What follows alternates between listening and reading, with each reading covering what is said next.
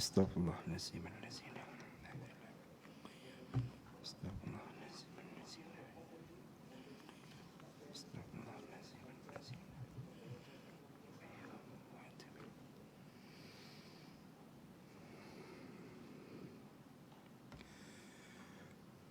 A'udzu billahi as-sami'il 'alim minasy syaithanir rajim. Bismillahirrahmanirrahim. Assalamualaikum warahmatullahi taala wabarakatuh. Alhamdulillahi rabbil alamin. Wassalatu wassalamu ala rasulihil amin wa ala alihi wa sahbihi ajma'in.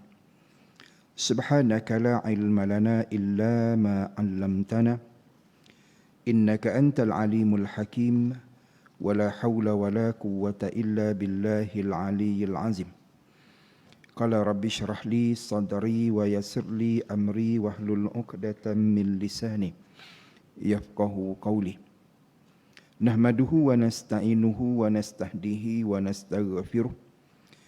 Wa na'udzu billahi min syururi anfusina wa min sayyiati a'malina. Man yahdihillahu fala mudilla lahu wa man yudlilhu fala hadiyalah. Wassalatu wassalamu ala Rasulillah wa ala alihi wa man walah. Amsayna ala fitratil Islam wa kalimatil ikhlas wa ala dini nabiyyina Muhammadin sallallahu alaihi wasallam wa ala millati abina Ibrahim hanifah wa ma kana minal musyrikin. Wa qala Allah ta'ala fi kitabihil aziz ba'da a'udzu billahi minasy syaithanir rajim.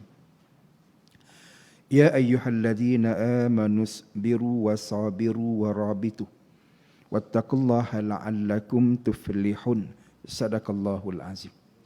Allah Subhanahu wa taala berfirman pada ayat yang ke-200 dalam surah Ali Imran yang bermaksud, wahai orang-orang yang beriman, bersabarlah kamu dan perteguhkan kesabaran kamu dan bersiap siaga dalam membela agama Allah Subhanahu wa taala dan bertakwalah kepada Allah Subhanahu wa taala.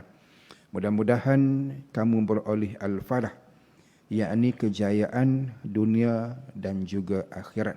Sadaqallahul azim. Yang saya muliakan Al-Fadil Tuan Pengerusi Surau Ad-Diniyah dan juga Pusat Tahfiz Ad-Diniyah bersama seluruh jawatan kuasa pengurusan bagi kedua-dua entiti yang memegang suatu tanggungjawab yang besar demi kecemerlangan Islam dan juga kemantapan umat. Yang saya muliakan Al-Fadil Tuan Imam yang baru sebentar tadi memimpin kita semua para jemaah sekalian dalam rukuk dan sujud yang kita lakukan sebagai bukti kehambaan kita kepada Allah Subhanahu wa taala dalam kita menyempurnakan kefarduan maghrib secara berjemaah. Mudah-mudahan ia menjadi suatu penyerahan diri yang paling sempurna daripada kita kepada Allah Subhanahu wa taala, insya-Allah. Juga seterusnya kepada para jemaah, para muslimin, para muslimat dan juga anak-anak tahfiz ad-diniyah yang mudah-mudahan semuanya berada dalam kondisi dalam keadaan sihat wal afiah, insya-Allah taala. Sama ada pada fizikal, pada jasad dan juga pada rohani dalaman jiwa masing-masing yang membawa kepada suatu keadaan diri orang beriman kepada Allah Ta'ala yang terbaik dengan ibadah yang sempurna, jalan-jalan takwa yang terbaik dan sebagainya. Alhamdulillah, syukur sebesar-besar syukur sama-sama kita persembahkan kepada Allah Subhanahu wa taala yang saat ini masih lagi mengekalkan kepada kita dua nikmat yang terbesar, iaitu nikmat iman dan juga Islam. Nikmat yang menjadi sesuatu yang bakal memberikan kelangsungan kesempurnaan hidup kita manusia yang beriman kepada Allah Ta'ala ini sampai ke alam akhirat, di mana iman yang ada pada kita menjadi sebab untuk kita sama ada pergi ke neraka ataupun syurga Allah Subhanahu wa taala. Maka insya-Allah dengan iman yang ada yang ditambah dengan kesempurnaan takwa itu membawa kita kepada syurga Allah Subhanahu wa taala insya-Allah di alam akhirat besok.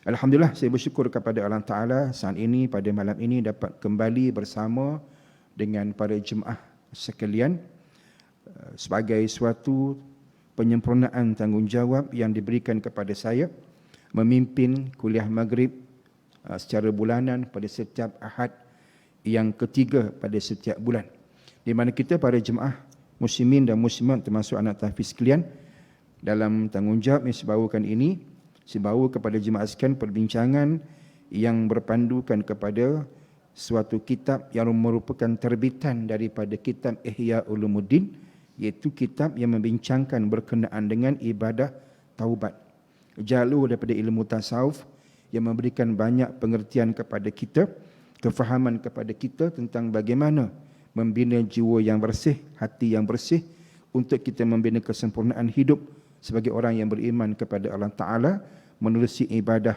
yang namanya ialah taubat. Jadi mudah-mudahan jemaah sekalian, pengajian ini memberikan banyak manfaat kepada saya yang bercakap ini dan juga kepada para jemaah yang bersama-sama. Mudah-mudahan ada keberkatan dan ada suatu kelebihan yang Allah kirimkan kepada kita atas kesungguhan kita mencari ilmu yang telah pun digarap oleh Hujatul Islam Imam Al-Ghazali rahimahullah. Para jemaah yang dimuliakan Allah Subhanahu wa taala sekalian, dalam pertemuan kita sebulan yang lalu, waktu itu anak tahfiz belum ada lagi, yang belum kembali ke Pusat Tahfiz Ad-Diniyah. Jadi pada waktu itu anak-anak sekalian, ustaz telah memulakan kembali pengajian yang terhenti kurang lebih setahun sebelumnya, di mana kita menyambung bukan daripada perhentian ataupun daripada tempat berhenti yang dulu. Anak-anak mungkin ada catatan kan kita berhenti kat mana dulu. Jadi ustaz dah mulakan di suatu permulaan yang jauh ke depan. Ni anak-anak kena tandalah. Tempat yang sekarang tu tanda kita berhenti, maknanya akan datang patah balik ke situ. Jadi kitab kita itu insya-Allah kita bermula ke depan, jauh ke depan, itu pada muka surat yang ke-102. Harap sama ke kitab kita sebab ustaz punya kitab ni lain. Rasa sama insya-Allah. Muka surat 102, di situ kita membincangkan berkenaan dengan golongan manusia yang terbentuk di akhirat besok. Tajuknya minta maaf berada pada muka surat 101. Tu. Yang tepatnya 101. 102 tu dah bermula pecahan yang dibuat oleh Imam Ghazali rahimahullah tentang 4 golongan di akhirat besok. Dapat jumpa anak-anak sekian? Dapat situ. Jadi yang tu anak-anak sekian, ustaz telah bawakan perbincangan dalam pertemuan yang lalu. Menyatakan, menghuraikan sedikit apakah 4 golongan yang terbentuk di akhirat besok. Jadi ustaz harap anak-anak boleh baca yang tu insya-Allah, sebab rasanya mudah anak fahamlah untuk apakah yang dinyatakan sebagai 4 golongan yang terbentuk itu. Dan fokus kita insya-Allah taala bermula daripada malam ini sampailah kepada pengakhiran perbincangan mengenai perkara ini, iaitu pembentukan 4 golongan manusia di akhirat besok. Akan kita fokus kepada golongan yang kedua. Kenapa golongan kedua? Sebab golongan kedua ni golongan yang lebih dekat dengan kemungkinan untuk kita berada di situ. Situ. Sebab ia golongan orang beriman kepada Allah Ta'ala, tetapi akan dimasukkan ke neraka selepas akhirnya dipindahkan ke syurga. Jadi kita bukan nak syok sangat. Golongan ketiga rasa macam payah. Selagi anak-anak boleh baca kan. Ketiga tu golongan yang akan ke syurga Allah Ta'ala dengan beberapa keistimewaan yang Allah Ta'ala berikan. Sebab-sebab itu sendiri. Mereka mungkin syuhada, mereka para ulama muktabar dan sebagainya, mana insan pilihan Allah Ta'ala. Anak-anak mungkin dapatlah kot insya-Allah. Mungkin wallahu taala wa alam. Tapi saya sebut tadi, kita tak boleh nak berpaut kepada perkara yang terlalu besar. Sebab kita ambil yang bawah yang kecil, kita akan dapat kelebihan banyak manfaat. Belajar untuk membentuk diri, kalau dah terbentuk dengan baik, automatik akan dapat yang lebih baik insya-Allah. Gitu maksud dia. Jadi yang ketiga tu kita akan bincang insya-Allah pada masa hadapan. Yang pertama pula golongan itu golongan orang tak beriman kepada Allah Ta'ala. Kita alhamdulillah bukan kat situlah. Itu yang 4 golongan tu kan. Jadi golongan pertama kita bukan di situ insya-Allah. Kita bukan orang tak beriman. Sebab kata Imam Ghazali, golongan pertama, golongan yang akan masuk neraka kekal abadi di dalamnya. Mereka tak beriman dengan Allah Ta'ala waktu kat dunia. Mereka menyekutukan Allah Subhanahu Ta'ala. Dah kita bukan situlah. Itu perbincangan tak payah sangatlah kat situ. Kita fokus kepada yang kedua, tentang orang beriman yang gagal untuk sempurnakan tuntutan iman mereka. Jadi situ kemungkinan kita, anak-anak dan para jemaah muslimin dan muslimat sekalian. Yang ketiga dah sebut tadi, golongan istimewa. Yang keempat lagi istimewa. Sebab apa? Mereka ialah para anbiya. Mereka para mursalin. Mereka wali Allah dan sebagainya. Insan-insan pilihan yang mulia, yang Allah Ta'ala telah pun memartabatkan mereka waktu kat dunia lagi. Sampai ke akhirat, besok mereka di syurga dalam tempat yang paling teristimewa dalam syurga. Gitu anak-anak sekalian daripada jemaah sekalian. Jadi fokus kita bermula daripada pertemuan yang lalu, bersambung malam ini dan sambung lagi pada pertemuan yang akan datang insya-Allah Taala kepada perkara yang kedua yang huraiannya cukup panjang. Kalau anak-anak yang ada kitab ni boleh tengok sekarang. Kita bermula perbincangan golongan kedua daripada muka surat 111. Kita akan berterusan sampai kepada muka surat 132. Lama tu nak bincang tu. Kalau dengan kadar purata, anak-anak dan para jemaah sekalian, satu pertemuan kita bincang satu muka surat, mana jumpa sebulan sekali, nak perhabis daripada 111 ke 132 berapa lama agak-agak? Berapa lama agak-agak? Kalau nak kekal bincang lama, lambat-lambatlah hafal Quran tu. Kekal lama sikit. Boleh? Melampau ustaz, macam mana gitu? Kami nak habis cepat, tak apalah. Maksudnya kita akan lama bincang pada perkara ini sebab perbincangannya panjang. Pecahan tajuk dalam perkara ini Imam Ghazali letakkan di sini sebanyak 11 tajuk kecil. Di bawah tajuk berkenaan dengan golongan yang akan ditempatkan di neraka sebelum pindah ke syurga. Itu insya-Allah kita akan berjumpalah dalam perbincangan yang akan datang. Jadi malam ini para jemaah yang dimuliakan Allah Ta'ala sekalian, kita fokus perbincangan di peringkat awal untuk memahami apa yang Imam Ghazali rahimahullah nyatakan kepada kita berkenaan dengan apa ataupun siapa golongan orang-orang yang dimasukkan ke neraka sebelum akhirnya dipindahkan ke syurga. Siapa dia pada jemaah dan anak tahfiz sekalian? Mereka dalam peringkat pertama tadi, boleh tengok nak tanda pun tandalah.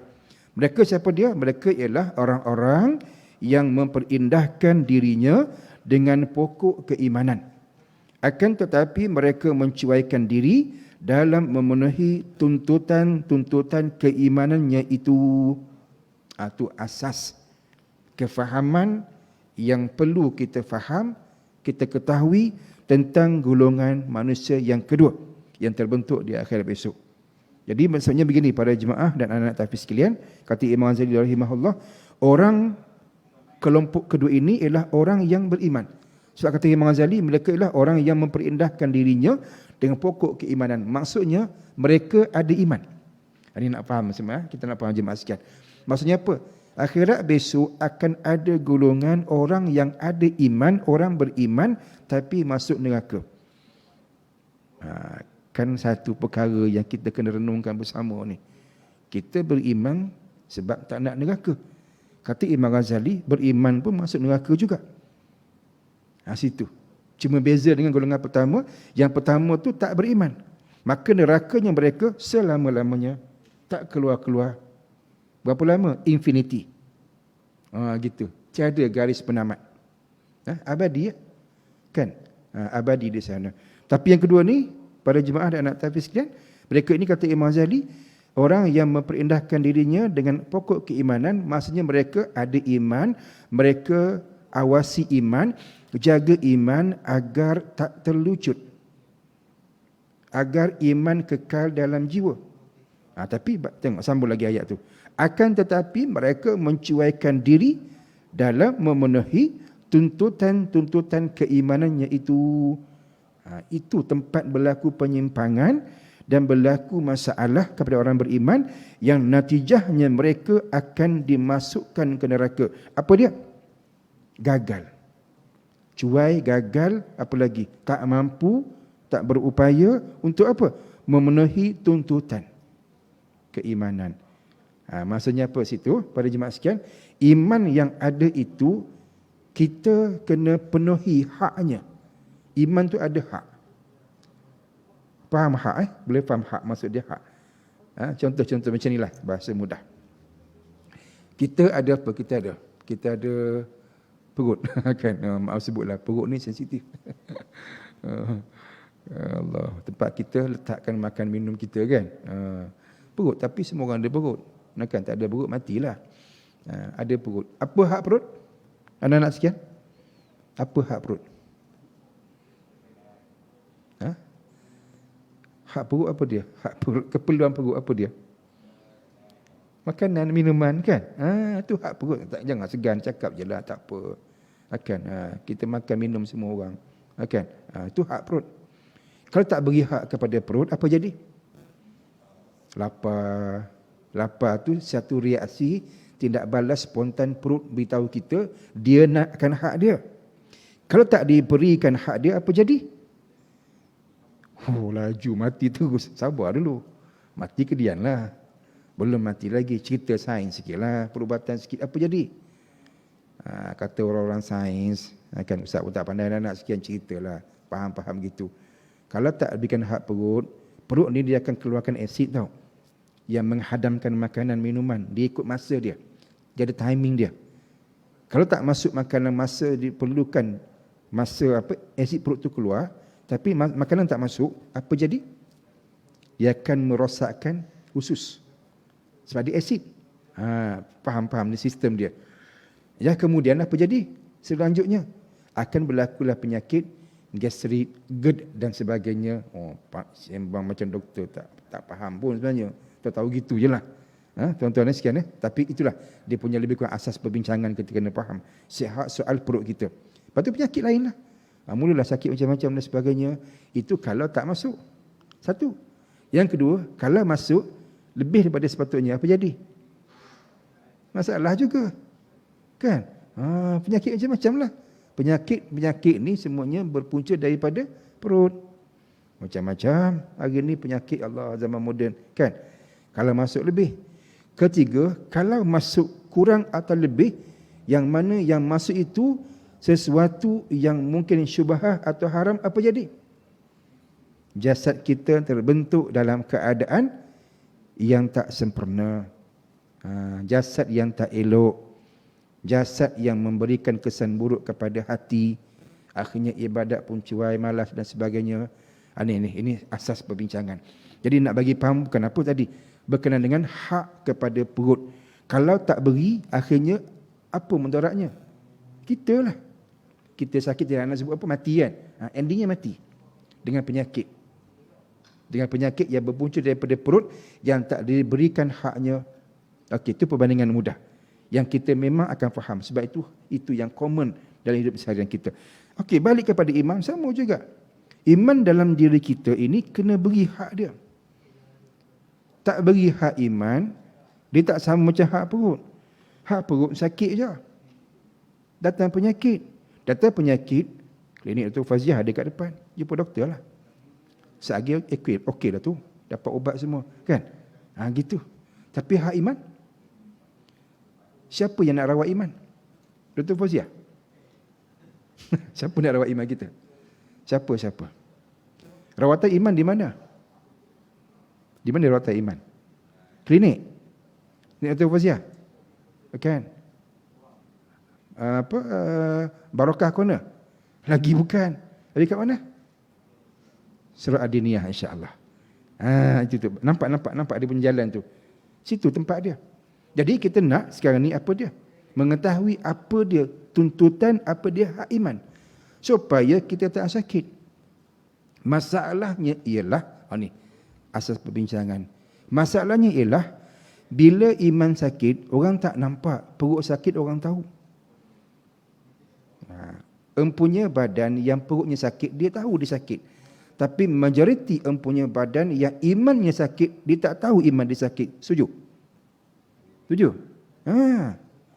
Kalau tahu empunya iman, ataupun orang yang ada iman, dia tahu iman dia sakit, yakinlah insya-Allah tak muat sah surau ni. Tak akan kurang orang yang datang ke pengajian dekat surau. Pengajian hari-hari. Tapi yang datang anak-anak tahfiz je hari-hari. Sebab apa? Tak boleh balik kampung. Tak boleh balik rumah. Kan, minta maaf lah. Memang nak mengaji bukan nak mengaji lah, tak ada masalah. Tapi kenapa tak ramai orang? Sebab yang ramainya tak tahu mereka ada masalah pada iman. Tapi soalan lain pula timbul. Bermasalah ke iman mereka? Umumnya kita boleh kata bermasalah. Sebab apa? Pusing lagi ke sana, bahawa tak ada keinginan untuk ke sini, itu masalah iman lah tu. Sebab apa? Iman tu apa dia? Iman kepercayaan, keyakinan kepada Allah. Habis ni apa ni? Ni apa ni? Ini rumah Allah. Kalau iman tu sempurna baik, dia nak cari Allah. Dia cari pada Allah. Nak cari Allah di mana? Di rumah Allah. Sini tempat dia. Faham jemaah sekalian? Ini asas perbincangan. Jadi kalau orang yang dia masalah, mudah nak nilai. Kalau agak-agak sipi-sipi, jauh-jauh rumah Allah, tu masalah tu. Besar kecil tak tahu lagi, kena kajilah. Kena tahulah. Dan dalam masa mula terbukti dengan cara lain. Rumah Allah susah nak jumpa. Kan? Rumah perut mudah jumpa. Dengar tu macam marah, rumah perut pula ustaz. Iyalah, rumah perut lah. Mana? Tempat makan lah. Kan? Kedai makan restoran tu rumah perut. Kan? Mudah aja. Restoran penuh, gerai-gerai penuh dan sebagainya. Lama tunggu setahun nak dine in. Kan? Nak dine in. Setahun tunggu. Apa dine in? Masuk dalam, makan kat dalam. Mana? Kedai, restoran. Tapau tak best, tak cukup. Tapau tak syok. Padahal benda yang sama juga. Kan? Roti canai sama juga. Teh tarik sama juga. Tapi makan kat rumah bungkus. Tak ada Nak duduk kedai juga. Kursi tu kita nak duduk. Seronok dine in. Kan? Makanan, jasad. Keperluan, perut. Kenapa dine in untuk makanan iman tak berlaku? Macam marah je. Tak marah. Memang marah pun. Kan? Faham? Patut berkeputlah. Rindu tak setahun tak boleh datang sini? Anak-anak rindu tak? Ya, kerindu. PDPR. Pegang handphone sekejap, lepas tu main game, betul? Tak. Tu tapi lain, tapi ni tak. Wallahu ta'ala wa'alam. Wallahu ta'ala wa'alam. Jangan marah. Pukul rata je. Tapi emanglah beza kan? Mana boleh tak beza? Duduk sini, ustaz kat depan, kawan-kawan sebelah-sebelah. Sekali kat rumah pegang handphone. Pasal tapak tangan macam ni je. Kadang-kadang guna laptop. 14 inci. Kan? Sama tak? Tak sama. Tapi adik main game. Sana kakak tengok TV, drama Korea. Mamu tak teruja, tak tergoda. Abang nak menghafal Quran. Tasmik dengan ustaz. Kacau. Kan? Sebulan sebaris. Memang pun. Tak dapat. Kan? Ini palingan mudah. Jadi anak-anak dan para jemaah sekian, itu saya boleh sebut tadi berkenaan dengan hak iman yang kita boleh nampak ramai yang tak cakna. Jadi apa natijahnya? Natijahnya ialah mereka ini akan berdosa. Itu ceritanya akhirnya akan ke neraka. Sebab apa? Sebab neraka itu tempat pembersihan dosa lepas kita mati. Kenapa begitu? Sebab ketika mati kembali kepada Allah Ta'ala, dosa yang terhasil asbab daripada iman yang tak dijaga tadi belum lagi dimaafkan oleh Allah Subhanahu Wa Ta'ala. Itu sebab mengaji kitab taubat. Ni. Sebab nak minta maaf dengan Ta'ala. Jadi ramai yang tak tahu cara nak minta maaf. Buat salah tahu, minta maaf tak reti. Tahu-tahu mana? Mati. Kan? Mana bro tu? Orang tanya, mana dia? Semalam dah mati dah. Mati dah semalam. Kan? Mati. Kembali kepada Allah Ta'ala. Membawa dosa. Membawa dosa selepas pindah ke alam barzah, jawapannya neraka. Bukan apa? Pembersihan. Iman ada, syarat ke syurga. Tapi dosa ada, bersih dulu. Syurga tak terima yang kotor-kotor. Syurga nak yang bersih aja. Akhirnya kena cuci kat neraka. Berapa lama? Taklah lama sangat, sekejap je. 7,000 tahun je. Kiraan akhirat. Kata Nabi SAW, kiraannya ialah bahawa sehari di akhirat besok sama dengan 1000 tahun di sini. 2 tahun COVID dah, penat dah. 2 tahun COVID baru. Bayangkan 1000 tahun kalau kena siksa dalam neraka. Bersama dengan sehari je di sana. Sehari. Kalau 7000 tahun, berapa lama? Dia pun sama juga ni. Ramai tak tahu. Anak-anak, tuan-tuan tahu. Tapi di luar ramai tak tahu. Sebab apa? Sebab tak pernah mengaji. Tak rasa kengerian, ketakutan, kegerunan. Itu yang masalah. Allahu Akbar. Okey, balik dari sini ya. Kita nak bincang apa? Nak bincang tu baru cerita pasal tajuk baru tu. Kan? Berkenaan dengan tuntutan iman. Iman dia ada hak dia. Kita kena berikan hak dia. Okey?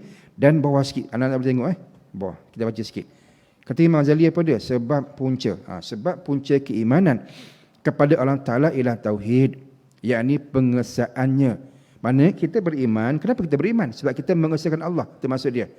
Orang yang mengikutkan hawa nafsunya, maka tertinggal satu persatu perkataan ayat tu. Iaitu, kata Imam Ghazali, iaitu hendaklah dia tiada menyembah selain daripada Allah. Itu iman. Iman sembah Allah dan tak sembah yang lain selain daripada Allah Ta'ala. Orang yang mengikutkan hawa nafsunya, maka dia sebenarnya telah menjadikan hawa nafsunya itu sebagai Tuhannya. Masya Allah. Situ tempat berlaku penyimpangan, kegagalan dalam memenuhi tuntutan keimanan. Ulang balik. Sebab apa jadi gitu? Sebab mereka itu, maknanya orang yang gagal memenuhi tuntutan keimanan, sebab mereka telah, kata Imam Ghazali, menjadikan hawa nafsu mereka sebagai Tuhan. Masya Allah. Berat. Kan?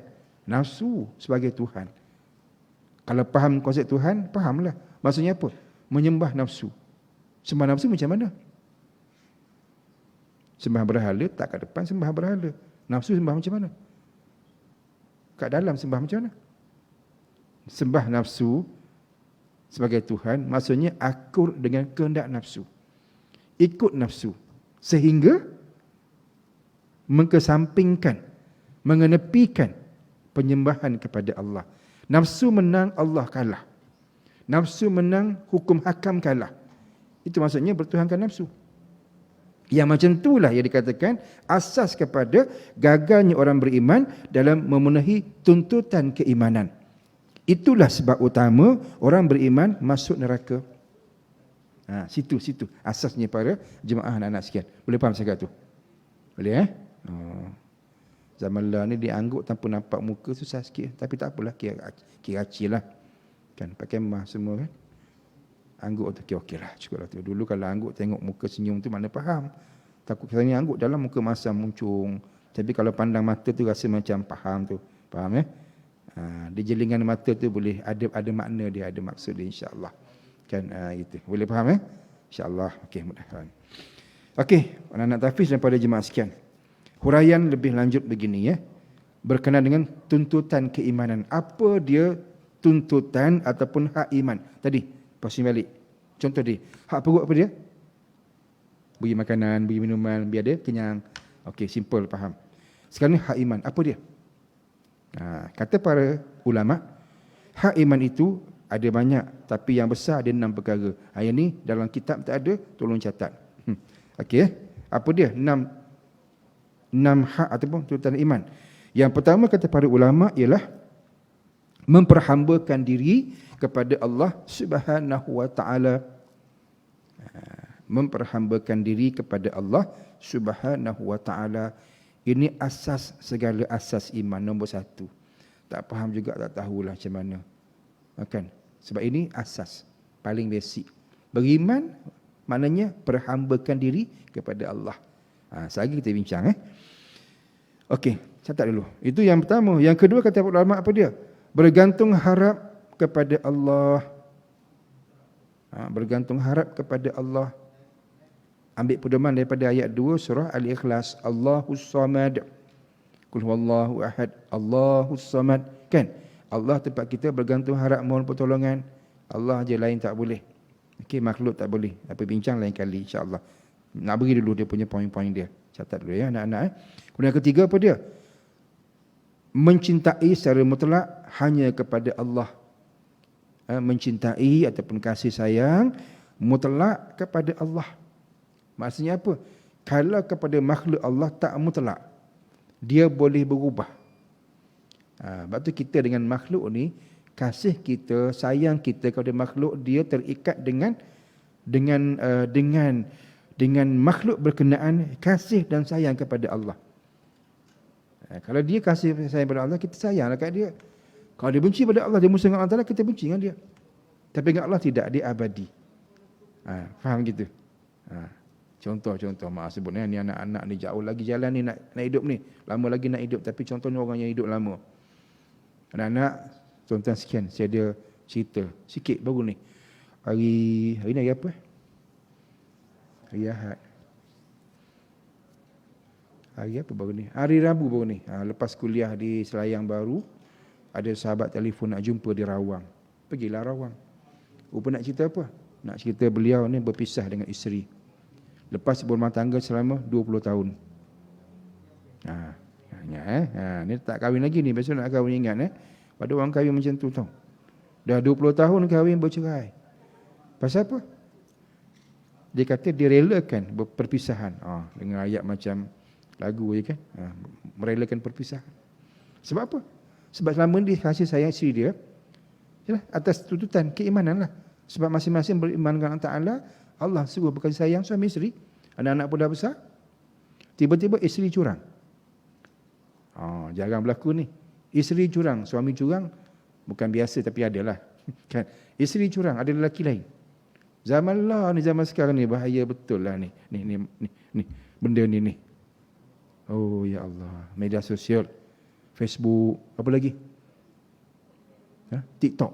Oh ya Allah, beli geleman. Salah betul lah. Ini punca dia. Akhirnya cerita ringkas, bercerai. Suami merelakan perpisahan. Sebab apa? Isteri dah langgar hukum. Dah langgar sistem yang Allah Ta'ala buat. Maknanya dah mula bergaduh dalam bahasa kasar dengan Allah Ta'ala. Sebab tak ikut sistem Allah Ta'ala. Jadi sayang suami dan isteri ada had limit dia. Terhenti selepas 20 tahun. Pam, berhenti. Tak apa. Awak pergilah nak pergi mana pun. Nampak?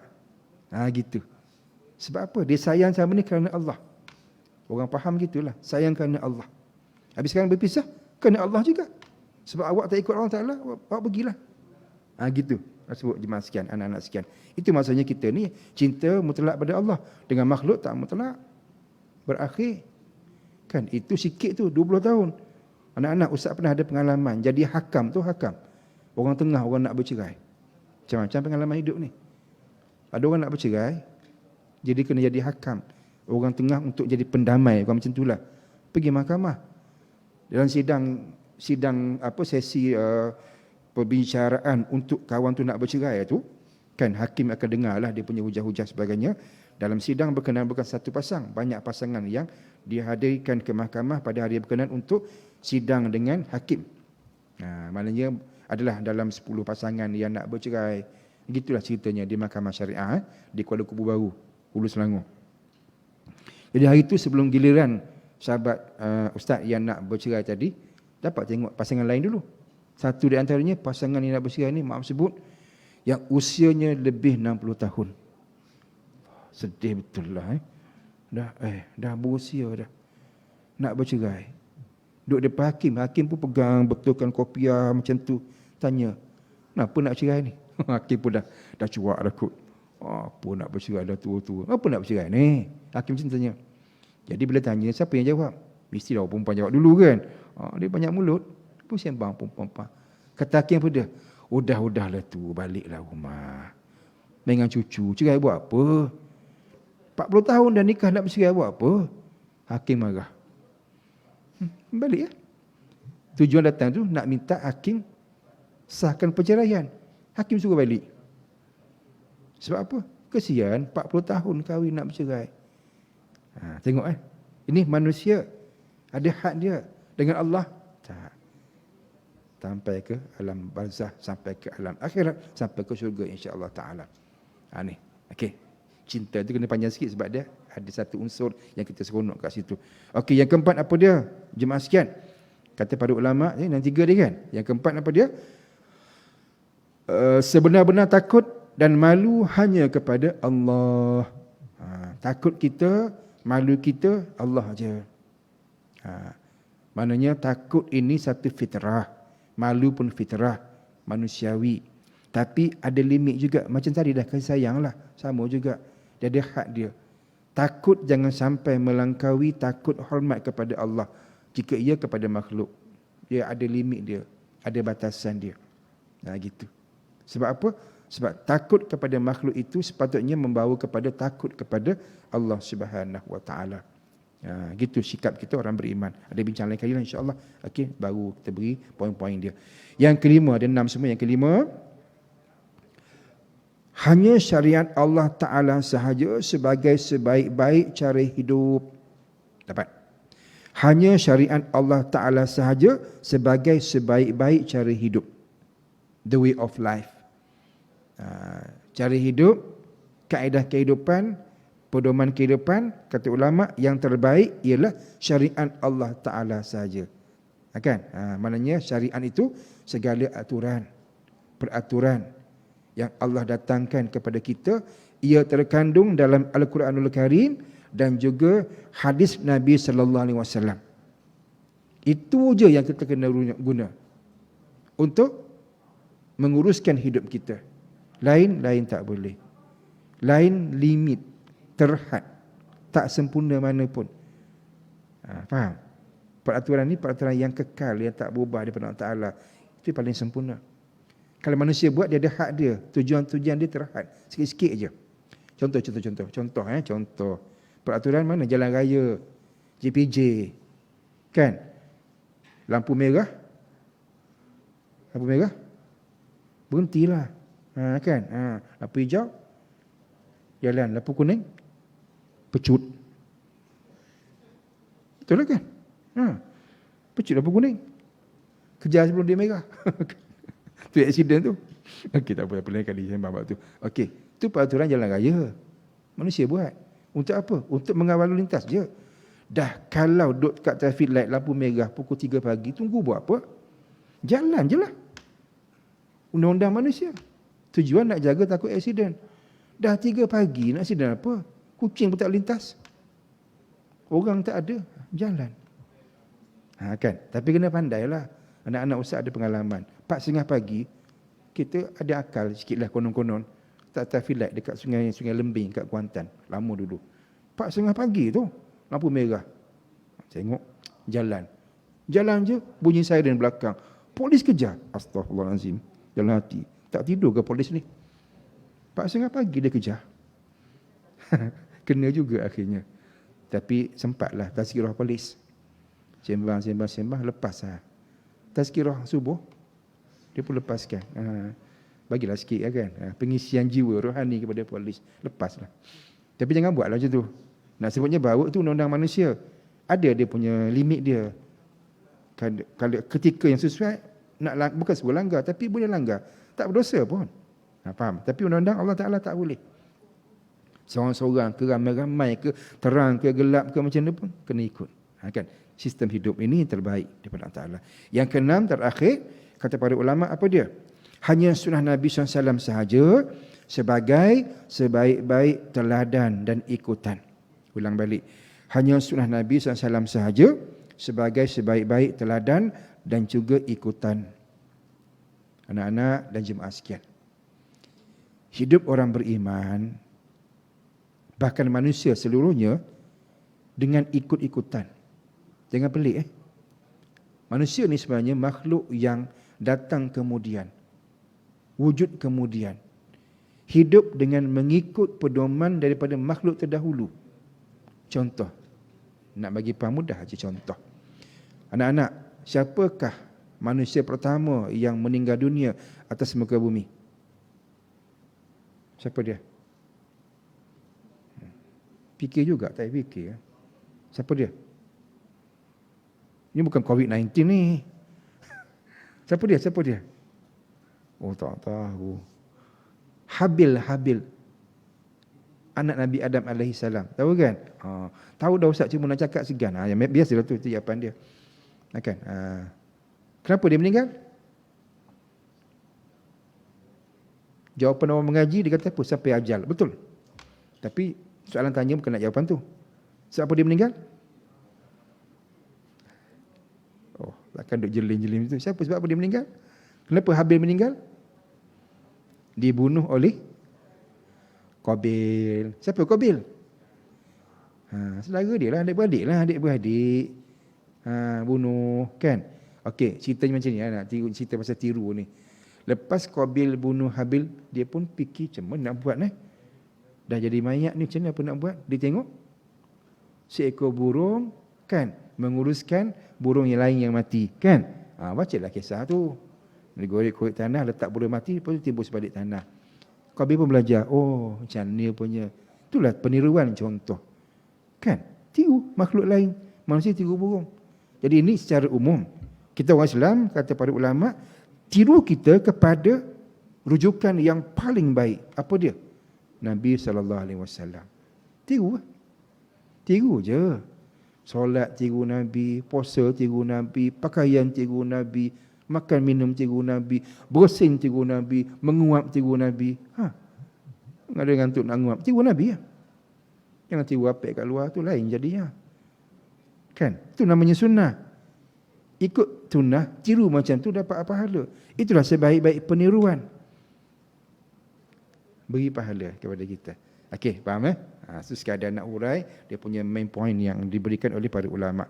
Okey, sikit lagi boleh Kena bunti dah isyak ni. Boleh sikit lagi boleh Boleh balik. boleh insya-Allah. Kita ke depan sikit Nak balik kepada yang tadi yang pertama. Ada 6 kan? Nak balik yang pertama tadi yang mula-mula sekali. Apa dia yang mula-mula sekali anak-anak? Apa dia? Okey, memperhamakan diri hanya kepada Allah Subhanahu Wa Taala saja. Okey, ini maksudnya ialah untuk kita nafikan yang disebutkan tadi oleh Imam Ghazali. Apa dia? Memperhambakan diri kepada nafsu. Nak berlawan kat situ.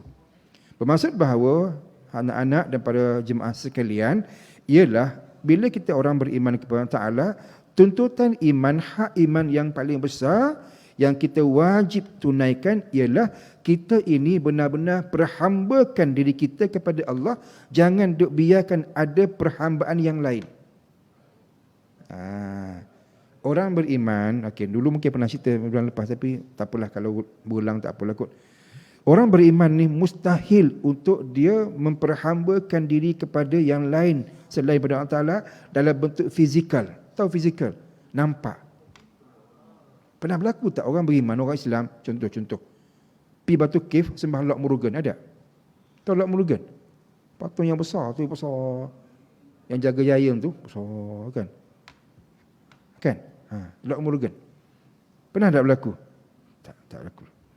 Orang beriman, orang Islam tak akan buat. Melainkan dia keluar Islam lah.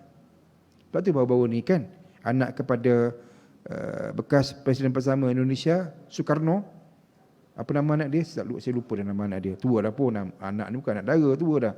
Nenek. Umur 70 tahun. Anak Soekarno isytihar keluar Islam. Allah, sedih kan?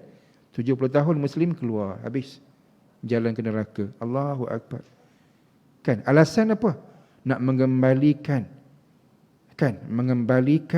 warisan nenek moyang yang dulu beragama Hindu. Alah. Cetiknya iman akal. Itu reason dia. Kenapa keluar Islam masuk Hindu? Sebab nak mengembalikan kegemilangan agama asal nenek moyang yang dulu beragama Hindu. Allah, awak ni. Dia lah. Itu nak sebut contoh. Akhirnya dia isytihar. Dia pergi Pulau Bali, dia isytihar. Keluar Islam, masuk agama Hindu. Buatlah penyembahan. Sembahlah patung-patung dia, Dewi ada kat sana tu. Kan Bali kan pusat agama Hindu Indonesia kan. Dia pergi ke sana buat gitulah. Itu ceritanya. Nak sebut tadi bahawa tak akan berlaku lah kalau orang Islam ni dalam keadaan beragama Islam, walaupun dia teruk macam mana pun dia akan sembahan orang-orang bukan Islam. Tak berlaku. Kecuali berlaku pengisytiharan, beritahu dia keluar Islam, baru berlaku sembahan yang lain. Maksudnya apa? Maksudnya bahawa menyembah yang lain selain Allah Ta'ala secara zahir tak akan berlaku. Melainkan sembahan itu berlaku dalam mandiri. Tadilah. Sembah hawa nafsu. Sembah akal. Sembah yang bukan nampak fizikal macam ni, tetapi sembah yang tak perasan. Sembah maksudnya percaya, akur, kagum kepada yang ada dalam jasad dia sendiri. Itu maksud dia. Jadi asas perbincangannya anak-anak daripada jemaah sekalian ialah bahawa hari ini musuh utama kepada orang beriman ialah adanya suatu kepercayaan yang namanya ialah liberalisme. Apa liberal ni? Apa dia liberal? Terbuka, mudah, dalam beragama. Nak permudahkan, nak bina keterbukaan dalam beragama. Konon-kononnya agama ni mengongkong, ketat dan sebagainya. Itu akhirnya liberal. Liberalisme. Bincangnya panjanglah, tak apa. Untuk kesempatan kali ini sikit yang nak beritahu bahawa liberalisme ini sangat membara dalam kehidupan umat Islam sedunia, seluruh dunia. Dia menjadi cabaran kepada iman yang mutlak kepada Allah Subhanahu Wa Taala. Kita iman dengan Allah Taala ni kita tak nampak. Kan Allah tak nampak. Akal kadang boleh terima, kadang tak boleh terima. Akal.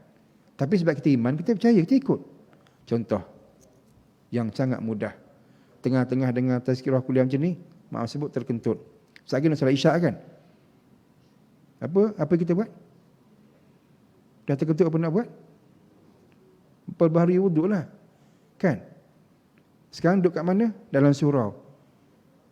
Muka kotor ke bersih? Bersih. Tangan kotor ke bersih? Bersih. Kaki kotor ke bersih? Bersih. Kenapa pergi basuh muka? Kenapa basuh tangan, basuh kaki? Basuhlah punggung yang kentut tu. Akal. Kita buat macam tu, kita buat apa? Basuh muka juga. Pasal apa? Itulah wuduk. Punggung tu bukan anggota wuduk. Keluar angin kentut kat mana? Kat muka, kat punggung. Kalau kat mulut panggil apa? Sedawa. Kan? Bagi faham. Jadi akal tak boleh terima benda macam tu. Sebab tak sama dengan apa kita fikir. Tapi kita ikut tak? Tak ikut. Ada tak orang pergi tadah punggung dekat paip? Mana ada? Dia basuh muka juga. Sebab dia beriman. Itu maksudnya gitu. Iman. Tapi hari ni, kita boleh gelak lagi sekarang. Tapi hari ni kena ingat, ada dah orang buat macam tu. Tapi taklah buat belajar lagi basuh punggung dekat paip. Tidaklah. Tapi yang lain. Menggambarkan mereka percaya pada akal. Contoh-contoh. Ini benda yang dah berlaku lama lah. Cuma nak ulang cerita. Saudara Farouk A. Peru. Pernah dengar kisah ni? Di Indonesia kita. Ni kolumnis, pengarang. Surat khabar Melemel. Beliau ni liberal lah. Memang liberal tegar. Namanya orang Islam lah. Tapi liberal. Pemikiran ni terbuka. Konon-konon guna akal. Menjunjung akal. Bertuhankan akal lah maksudnya. Farouk A. Peru pernah satu ketika bersama dengan rakan-rakan liberal dia mencadangkan supaya solat Jumaat itu didirikan pada hari Sabtu. Dengar. Solat Jumaat buat hari Sabtu. Kita pun gelak. Bang, dah hari Sabtu, solat Sabtu lah. Kita katakan, dah buat hari Sabtu, solat Sabtu lah. Nama solat Jumaat sebab hari Jumaat. Dia kata, dah ini ilmiah, akal-akal. Kan dia cerdik, orang pandai. Dia kata sebenarnya macam ni. Ini hujah dia. Yang solat Jumaat tu hari Sabtu sebab apa? Sebab solat Jumaat pada hari Jumaat tidak menepati matlamat asal solat Jumaat. Dengar ilmiah. Tazkirah baiknya. Dia kata kalau solat Jumaat pada hari Jumaat, di negeri-negeri yang bekerja hari Jumaat, tak mencapai matlamat solat Jumaat. Kerana mereka bekerja daripada pagi sampai tengah hari. Keluar daripada ofis tengah hari dalam keadaan panas dan lapar. Tadi perut ada hak dia kan. Nak kena makan dulu. Maka mereka pun makan nasi berani gam dekat persekitaran masjid. Kemudian masuk ke masjid dalam keadaan aircon. Perut yang kenyang. Apa jadi? Mereka tak sedar khatib baca khutbah. Setelah sedar nak sembahyang Jumaat. Kata Farouk A. Peru, matlamat asal solat Jumaat tak tercapai. Tak dengar khutbah pun. Kan? Layan mata. Khusyuk tahap 100%. Sebab kenyang duduk lekon. Kan? Maka Farouk A. Peru mencadangkan dengan geng-geng dia, tukarlah buat hari Sabtu. Pasal apa? Sabtu kan hari tak kerja. Kita dengar, baguslah Mamat ni punya idea. Kan? Sebab dia nak bagi orang sempurna ibadah. Akal. Tapi ingat, kita beriman. Dah sebut tadi kan, nak kira bagus, pergi tadah punggung kat paip sebab kentut. Akal. Iman kata, gila apa? Gila apa tadah punggung? Tak ada muka lah, bahasa muka lah. Anggota wuduk. Sama yang ni. Gila apa kau akan buat solat Jumaat hari Sabtu? Hari Jumaat lah. Dia kata, tak boleh, tak khusyuk. Itu masalah manusia. Apa dia? Tukarlah sistem kehidupan kita di Malaysia. Jumaat hari cuti. Nampak? Sebab kita macam mana pun iman ni kena angkat Allah. Masalah tu kita punya pasal. Kita yang silap. Itu maksud dia. Situ. Faham? Jadi itu contoh pertemuan di antara orang yang mendaulatkan akal dengan orang yang mengangkat hukum hakam daripada Allah Ta'ala. Di kisah ni, di akhirlah nak sebut, sama dengan apa yang berlaku kepada Bani Israel. Allah Ta'ala larang daripada tangkap ikan pada hari Sabtu. Apa yang diorang buat? Tahan pukat hari Jumaat, angkat pukat hari Ahad. Tipu Allah. Cerdik tak? Cerdiklah akal dia. Allah larang tangkap ikan hari Sabtu. Dia kata, tak langgar. Tahan pukat hari Jumaat. Tarik pukat hari Ahad. Sabtu tak kacau. Nampak? Tapi mereka Bani Israel. Kita ni umat Nabi Muhammad SAW. Allah sayang kita. Suruh kita taubat. Farid Peru, taubatlah. Sebelum mati. Kalau tak, nanti masuk neraka susah. Tapi Bani Israel tidak. Allah Ta'ala bagi cash. Apa dia? Jadi kera semua sekali. Quran ada sebut. Kan? Anda nak hafal Quran kan? Cari ayat dalam Quran. Sebab langgar arahan Allah Ta'ala. Farid Peru tu, kalau Bani Israel dah lama jadi kera dah. Dia bilang macam mana? Dia bukan umat sana. Okey, poinnya jemaah sekalian, hadirin sekalian, bahawa kita ini tidak boleh bertuhankan akal. Sebab apa? Kita ini beriman, memperhambakan diri cuma kepada Allah Subhanahu Wa Taala saja, dan liberalisme merupakan ancaman keimanan yang sangat-sangat kuat. Sambung lain kali lah, insya-Allah. Banyak kisah tentang liberalisme yang menjadi cabaran kepada orang Islam, yang mereka tak sedar, tak perasan, akhirnya maaf sebut mereka meninggal dunia dalam keadaan mereka menempah, maaf sebut, neraka Allah Subhanahu Wa Taala. Sebab mereka telah merosakkan, mencabul iman kepada Allah Ta'ala dengan seolah-olah mereka beriman kepada akal mereka sendiri. Wallahu ta'ala wa'alam. Okey, anak-anak tahfiz pada jemaah sekalian, untuk malam ini kita berakhir setakat itu dulu. Mudah-mudahan ada kesempatan boleh bersambung kembali pada pertemuan kita sebulan yang akan datang, insya-Allah. Wallahu ta'ala wa'alam. Terima kasih semua sudi mendengar sampai ke akhir. Mohon maaf banyak-banyak di atas penyampaian saya yang tidak seberapa, banyak kelemahan kekurangan. Namun jika ada di sana kebaikan, ilmu dan sebagainya, ambillah dan kembalikan ucapan syukur, terima kasih kepada Allah Subhanahu Wa Taala. Wallahu taala wa alam. A'udzubillahi samil alim minasyaitonir rajim. Bismillahirrahmanirrahim. Alhamdulillahirabbil alamin, wassalatu wassalamu ala sayyidina Muhammadin wa ala alihi wa sahbihi ajma'in. Allahumma arinal haqqa haqqan warzuqna ittiba'ah, wa arinal batila batilan warzuqna ijtinabah. Ya muqallibal qulub, tsabbit qulubana ala dinika wa ala ta'atik. Allahumma ij'al jam'ana hadza jam'an marhuma wa tafarraqana min ba'dihi tafarruqan ma'suma. Wa sallallahu ala sayyidina Muhammad wa ala alihi wa sahbihi wa sallam. Walhamdulillahi rabbil alamin. Aqulu qawli hadza astaghfirullahal azim li wa lakum. Assalamualaikum warahmatullahi taala wabarakatuh.